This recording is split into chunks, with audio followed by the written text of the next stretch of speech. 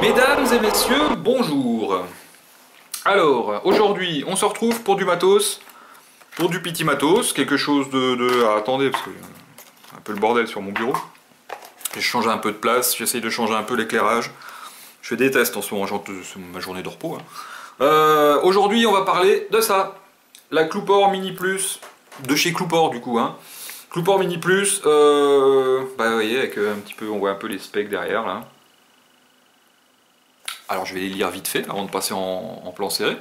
50 watts avec contrôle de température en TI et en NI 200, donc titane et NI 200. 5 couleurs différentes pour cette box, je vous en parlerai tout à l'heure. Elle est petite, ok. Voltage variable, wattage variable et contrôle de température. On va pouvoir, comme Unistick, se mettre en volt ou en watt, chose qui est un peu moins maintenant sur les autres box parce que ça s'affiche dans un coin de l'écran, normalement les watts, les volts c'est important aussi. Avec une batterie 18650 qui n'est pas fournie bien évidemment. Le pin 510 il est sur ressort. Le capot est magnétique comme la plupart des box. Le connecteur est en stainless steel, alors qu'à l'époque il était en laiton cacaboudin, ce qui avait valu pas mal de problèmes sur ces box. Pour bosser en shop, je peux vous dire qu'il y a eu un paquet de retours. On peut la passer de gaucher à droitier, nanana. Passe-trou, ouais, il y a le passe-trou aussi, on peut vapoter en même temps que ça recharge. J'allais dire un autre truc. Oui, les pins 510 qui étaient foireux, et le fait qu'elles prennent feu sur certaines personnes. Alors, soit qu'elles prennent feu, soit qu'elles crament, enfin qu'elles fondent. Ça, c'est arrivé un paquet de fois aussi. Et venez pas me dire le contraire, parce que j'en ai vu un paquet. Un paquet, j'en ai pas vu des dizaines, mais j'en ai vu un paquet quand même. En vrai, pas juste sur internet. Voilà, allez, on va passer en gros plan, je vais la détailler assez succinctement, parce qu'il n'y a pas énormément de choses à dire, c'est une box qui est très simple. Et puis après, je ferai une petite vape, et puis on se quittera. Voilà. Allez, gros plan tout de suite. Allez, zou! Donc, comme d'hab, c'est livré dans une boîte. C'est un petit peu le bordel sur mon bureau. Donc dans la boîte, on va avoir le petit manuel. Petit manuel qui va être en anglais et en chinois, pas en français. Depuis le temps qu'ils nous vendent du matos chez Cloupor, ils auraient pu faire un petit effort. La carte VIP avec le numéro de série. Voilà. Pareil, c'est un petit peu comme d'habitude chez eux. Une petite carte pour nous dire que voilà, ça nous parle un petit peu de la 50 TC et puis de celle-là. Bon, on s'en fout un peu. Et puis ensuite, nous allons avoir la box en elle-même. Alors, la box, le câble de rechargement micro USB. Voilà, comme ça. C'est un peu classique chez eux aussi, j'ai envie de dire. Je le remets dans le bon sens, c'est mieux. Et puis une petite boîte dedans avec 4 petits aimants en spare, au cas où on perd des aimants. Voilà, c'est un petit peu, le classique, on va dire, de chez Cloupor. Alors après, je vais zoomer un coup et on va passer, si je trouve le bouton bien sûr, hop, voilà. Et on va passer donc en plus gros plan pour détailler la box. Donc elle est livrée, cette Cloupor, contrairement aux toutes premières, avec une housse en silicone. Alors cette Cloupor, que je vous dise pas de conneries, elle va exister en plusieurs coloris. Et les voilà. Voilà, alors il y a une espèce de rose, une espèce de blanc, une espèce d'orange, une espèce de bleu et une espèce de noir. Voilà, crac. Cette Cloupor, donc contrairement à sa petite sœur qui faisait, c'était 30 watts si mes souvenirs sont bons, celle-ci fait 50 watts, et bien sûr l'innovation ça va être le contrôle de température, aussi bien sur NI 200 que titane. Voilà. Alors une fois qu'on a enlevé la petite housse en caoutchouc, silicone, on va retrouver... Oh, je me vois dedans là. On va retrouver la box comme ça, donc c'est pas le même revêtement que la précédente. Le revêtement de la précédente, là j'en ai pas une sous la main, mais au bout d'un moment, toute la peinture se barrait et on se retrouve avec quelque chose de couleur laiton, parce que ça doit être du laiton qui était en dessous. Donc voilà. Donc là, là c'est un revêtement qui prend les traces de doigts, tout simplement. Et paraîtrait que ça se raye pas. Donc Merde. Bah si, ça se raye en fait. Donc si vous avez des clés dans la poche, eh bah ça se raye. Voilà. Bah, j'avais pas fait le test encore, vous voyez. Donc bah, j'ai pourtant pas forcé, hein. Mais bon, alors ils nous ont dit que le revêtement serait un peu plus résistant que la dernière fois, que sur les autres. Que dire d'autre? Sur le dessus, la Connectics 510, en fait, maintenant elle est en SS. Voilà. Il y a eu beaucoup de problèmes avec les connectiques de ces clouports là. Ensuite, le 510, il est sur ressort. Alors il a tendance à accrocher un peu, je trouve. Bon, ça après, c'est pas un gros souci. Une fois qu'on a mis un atout dessus, normalement, il n'y a pas de problème. Le petit croisillon, là, au cas où on a encore des atomiseurs avec des arrivées d'air par le dessous. Trou de dégazage. Et puis bah, la connectique USB au cul, qui va donc empêcher de la poser comme ça quand on la recharge. Tant pis, hein, bah, on fera comme on veut. Bon, la plupart des gens vont les recharger avec des chargeurs de bureau. Je dis la plupart, hein, pas tout le monde, bien sûr. Voilà. Ensuite, pour l'ouvrir, bah, c'est le même principe que l'ancienne. Alors avant de l'ouvrir, bien sûr, eh bah, ça fait pareil que l'ancienne. Hein. Quand on bouge le machin, là, ça bouge. Et l'autre petit souci, c'est que quand on va la tenir dans la main comme ça a tendance à la faire s'ouvrir. Bref, ça, c'est encore un truc qu'ils n'ont pas forcément résolu non plus sur cette version. Pour l'ouvrir, on fait soit coulisser comme ça, soit on accroche avec le pouce ici, comme ça. Clac. Et on va découvrir l'intérieur, donc les deux aimants là, les deux aimants là. Donc je rappelle qu'il y a deux éléments, quatre aimants en spare dans le pack. Et puis voilà, alors après, bah, ils nous ont dit qu'ils avaient fait quelque chose de super propre. Moi j'ai discuté un moment hein, avec une commerciale de chez Clouport. Je leur avais dit que quand ils m'ont demandé si je voulais la tester, je leur ai dit bon je suis pas super chaud, je dis parce que j'avais été déçu par la première. Et ils m'ont dit non, tout a été résolu, les problèmes de connectique, les problèmes de soudure, les problèmes de colle. Donc là, bah, on voit bien une soudure qui est juste limite. Hein. Alors elle est dessus, hein, mais elle est juste limite. De l'autre côté, voilà. Donc là, on est quand même sur de la vieille languette des familles, un vieux bout de languette tordu. Hein. On n'est pas sur du pin sur ressort, un peu comme sur les autres box de maintenant, j'ai envie de dire. Je parle de celle-là comme si elle n'était pas de maintenant. Voilà. Et ensuite, eh ben, ils nous ont dit qu'à l'intérieur, tout avait été résolu. Et ben, quand tout a été résolu... Alors moi, pour recoller mon petit capot, là, j'ai mis un coup de... J'ai mis un coup de... Comment de truc blanc, là. Ça, je vais y enlever pour vous montrer quand même. J'ai mis de la pâte à fixe pour qu'il tienne. Je vais enlever ma pâte à fixe. Voilà. Je la remettrai après. Hein.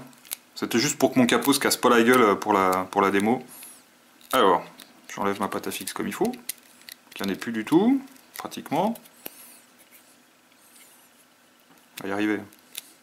Bon, bref. Ah, il reste 2-3 petits bouts blancs de pâte à fixe, mais c'est pas un problème. Donc, à l'intérieur, eh ben, c'était censé être résolu.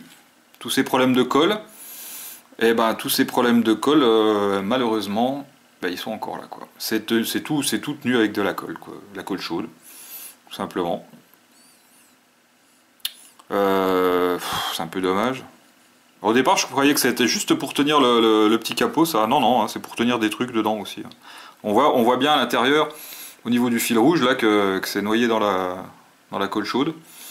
Au niveau du 510, fameux 510 avec lequel il y a eu pas mal de problèmes à l'époque sur la 30 watts, et bah là on se retrouve voilà, avec ça. Voilà quoi, c'est censé envoyer 50 watts quand même ça, donc faut faire un peu attention. Alors bon, moi je l'ai utilisé, j'ai pas eu de soucis particuliers non plus, hein. Elle m'a pas pété à la gueule, hein. Je serais pas là sinon pour en parler.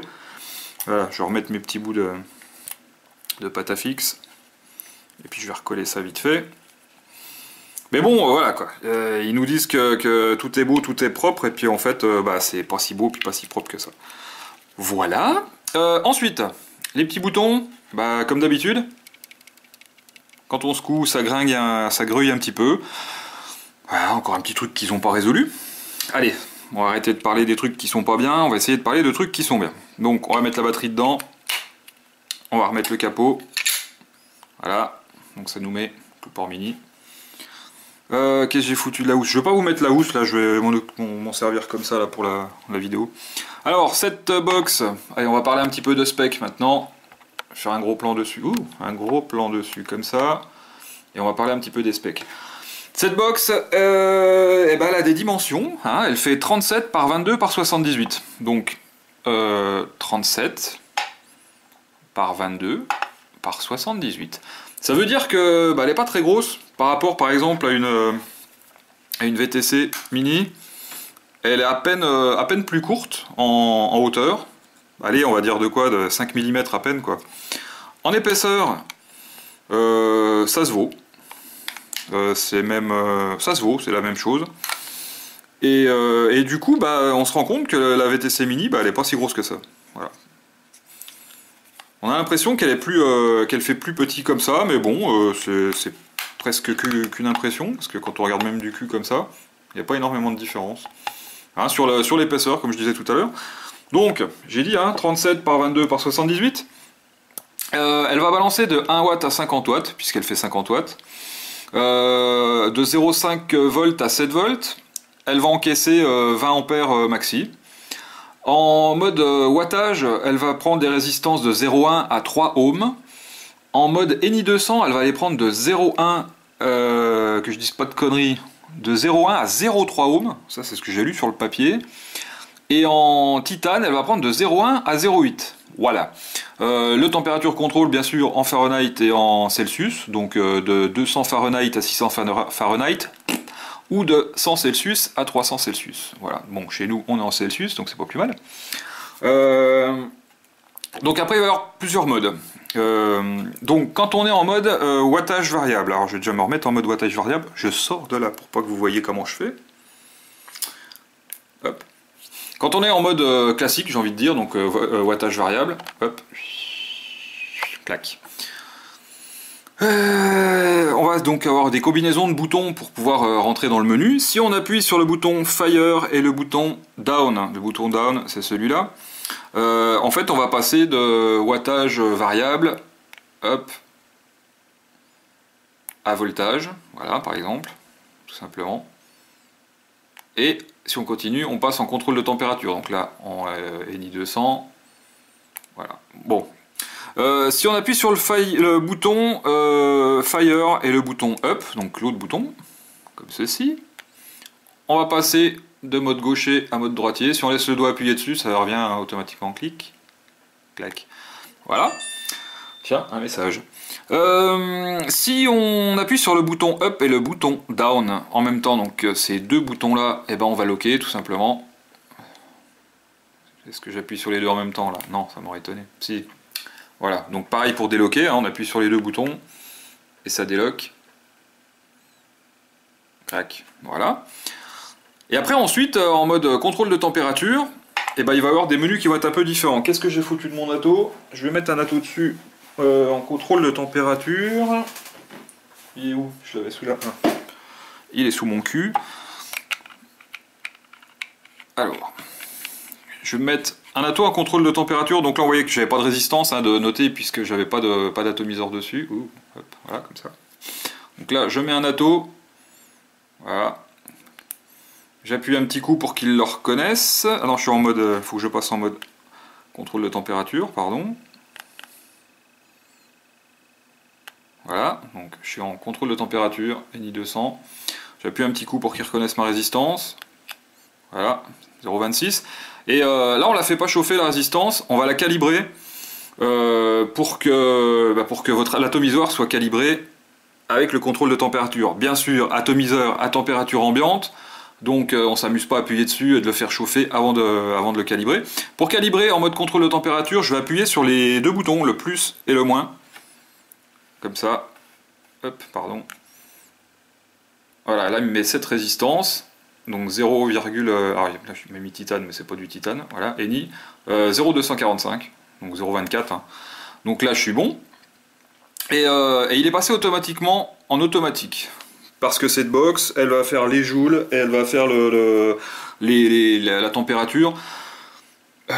Utilisez-la en mode automatique, parce que franchement, les joules, on essaye de faire des choses qui simplifient, la vie des gens, autant se servir du mode automatique, ça marchera tout seul, et puis voilà.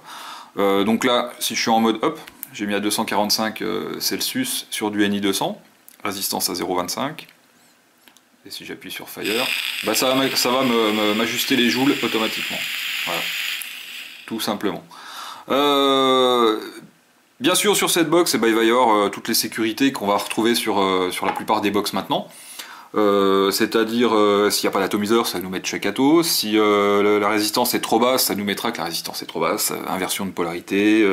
La protection pour la sous-tension de la batterie. Si on est en dessous de 3,4 V, elle se coupera. Il va y avoir un petit message aussi dry coil. En cas pas de surchauffe, mais quand le contrôle de température va se mettre en action, c'est l'anti-dry burning, hein, tout simplement, quoi. Donc ça nous mettra dry coil. Je vais essayer, voir si ça peut le faire éventuellement. Mais en règle générale, quand vous avez réglé un atomiseur, il va se caler tout seul, et puis on entend qu'il tourne. Pendant que j'y suis, hop, vous voyez, 15 secondes, ça s'est coupé tout seul. Le cut-off fait de 15 secondes, voilà. Et du coup, là, comme j'ai bien fait chauffer mon ato, il vient de couler. C'est normal. Et puis voilà, que dire de plus sur cette box? Là, comme ça, en plan serré, pas grand-chose. Donc on va repasser en plan large, je vais tirer une ou deux petites lattes, et puis on se quittera là-dessus. Allez, je repasse en plan large. Bon, en gros, on en pense quoi de cette box? On en pense que... Enfin, moi j'en pense, je dis on comme si j'étais... je parle de moi à la troisième personne. À la deuxième personne du pluriel. Moi j'en pense que quand on a des produits comme ça, et puis qu'on voit des produits comme ça, on peut se dire que Cloupor, ils ont un petit truc de retard, même s'ils ont changé leur écran, là, hein, que c'est plus c'est de l'écran OLED, hein, quand même. Vous voyez, ça me dérange, hein, que ça bouge comme ça. Ça bouge, hein. Quand vous le tenez dans la main, ça bouge. Alors bien sûr, si vous mettez la petite housse, ça ne bougera pas. Voilà, puis en plus ça évitera de rayer le revêtement qui se raye pas normalement, enfin qui se raye pas facilement. Ils ont toujours leur problème d'alignement, hein. Quand on regarde de près, déjà on voit que c'est pas bien flush, et puis on voit que ça penche un petit peu sur le côté, l'atomiseur est pas bien droit. Je suis pas sûr qu'ils aient résolu le problème du 510 qui va se dessouder en un rien de temps là. Ça après on verra avec le temps, hein. Moi quand j'ai fait la review de la Cloupor 30 watts à l'époque, pour moi le 510 il était bien, donc j'en avais pas parlé. Là du coup j'en parle avant qu'il y ait quelque chose. Moi j'ai démonté une ancienne, et puis j'ai démonté celle-là. Je vois pas de différence sur la façon dont ils ont fixé le 510. Donc après, voilà, je sais pas. J'ai l'impression qu'elle bouffe un peu de batterie, parce que aujourd'hui je m'en suis servi un peu pour tester avec les résistances en NI200. J'en avais fait sur un dripper aussi là derrière, pour voir comment ça marchait. Je sais pas trop. Alors ça fonctionne bien, c'est pas cher. C'est une petite box qui est pas chère, fatalement, donc... mais c'est pas parce que c'est pas cher qu'on peut se permettre d'avoir des trucs un peu moins qualitatifs, hein. Voilà. Après, quand je mets un ato classique dessus, enfin classique, quand je mets un ato sans contrôle de température, là par exemple je mets mon Chronos, oh, c'est étonnant, tiens, il met son Chronos. Je vais repasser en mode wattage. Voilà, donc il détecte bien ma résistance à 0,88, il n'y a pas de souci, crac, voilà, je suis à une trentaine de watts parce que je ne vais pas 30 watts avec cet ato. Marche bien. Elle a l'avantage d'être petite. Il n'y a pas beaucoup de différence, hein, avec celle-là, comme je disais tout à l'heure. Il y a juste la hauteur là, il y a 5 petits millimètres, 5 petits millimètres de différence. En épaisseur, c'est la même chose. En largeur, j'aurais presque envie de dire que l'Evic a l'air presque peut-être moins épais. Ouais, c'est parce que j'ai le skin là. Voilà. C'est pas une révolution. En gros, ils ont pris la Clouport 30 watts, ils ont changé un peu la peinture, ils ont mis un chipset dedans avec un autre écran, enfin un autre écran, le même style d'écran mais OLED, et un contrôle de température. Avec le mode automatique, ma foi, c'est plutôt pas mal. Parce que comme je vous disais, servez-vous-en en mode automatique parce que, voilà, sinon, c'est... voilà. C'est pas les joules, machin, tout ça. D'accord, c'est bien, franchement, c'est bien, mais... c'est pas flush avec tout. Pourtant le plot est sur ressort. Oula. Donc c'est pas flush avec tout. Là par exemple, eh ben, j'ai un petit jour, hein, quoi qu'il arrive. Voilà. On voit à travers là. Si on met un atto en 23, voilà, j'ai un atto en 23 mais avec une bague de réduction en 22. Donc déjà avec la bague de réduction en 22, je suis pile poil presque trop large. Donc avec du 23, eh ben, fatalement ça sera trop large aussi. Bon bah du coup voilà, hein, comme elle est petite, hein, c'est comme ça. Et puis voilà. Qu'est-ce que j'ai oublié de dire? Je vais parler de tout. Température, nanana. Ouais, j'ai parlé d'à peu près tout. Voilà. Et ben je me fais pas plus long. Donc c'était un petit retour qui était pas très long hein, sur cette box parce que bah, y a pas grand chose à dire. C'était à Clouport, 50 watts avec contrôle de température. Voilà. Clouport Mini Plus. Sur ce, bonne journée. N'oubliez pas, la vapote c'est mieux que la clope. Et puis, comme d'hab, je disparais dans un nuage de vapeur.